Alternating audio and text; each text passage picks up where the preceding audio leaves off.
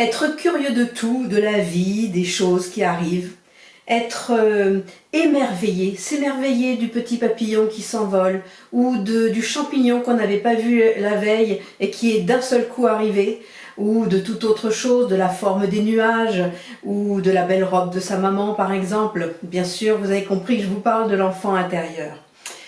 Eh bien, pourquoi c'est si important en fait de retrouver son enfant intérieur? C'est pour apprendre à se connaître et se relier à toutes ces dimensions-là, à toutes ces sensations, à son âme d'enfant, c'est-à-dire à celui qui s'émerveillait, qui effectivement curieux de tout, mais surtout sa sensibilité.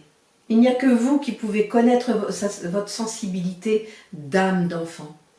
Et c'est important parce que quand vous allez pouvoir vous reconnecter à cette âme d'enfant, vous allez pouvoir être entier, c'est-à-dire finalement vous retrouvez-vous en tant qu'adulte dans votre entièreté. Surtout si vous faites aussi la rencontre avec votre adolescent intérieur, celui qui est rebelle, celui qui se fiche de tout, celui qui a envie de tout balancer, celui qui vous injurie, celui qui injurie plutôt ses parents, celui qui procrastine ou qui s'invective contre la société ou alors qui est plein d'enthousiasme pour sauver le monde. Bref, cet adolescent-là, pareil, il n'y a que vous qui le connaissez et qui savez comment vous êtes construit.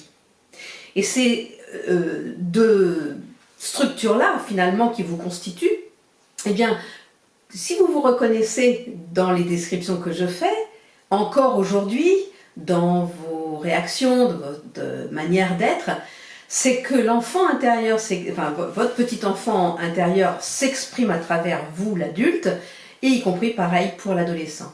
Et il s'agit là, quand on va les rencontrer, eh bien, de les faire grandir pour que aujourd'hui vous soyez un adulte épanoui, apaisé, équilibré, et donc pas un adulte qui est dans des attachements, qui est dans un manque d'amour, qui est dans une incapacité de faire des choix, etc.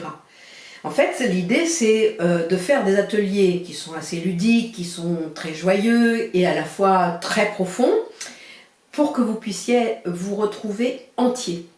Voilà mon idée de ces 3 ateliers que je propose, l'enfant intérieur, l'adolescent intérieur et l'adulte intérieur. C'est tout à fait possible de les faire séparément. Et évidemment, si vous les faites tous les 3, ça devrait vous apporter énormément de choses. Je vous dis à bientôt. Et je me réjouis de vous retrouver donc dans ces ateliers.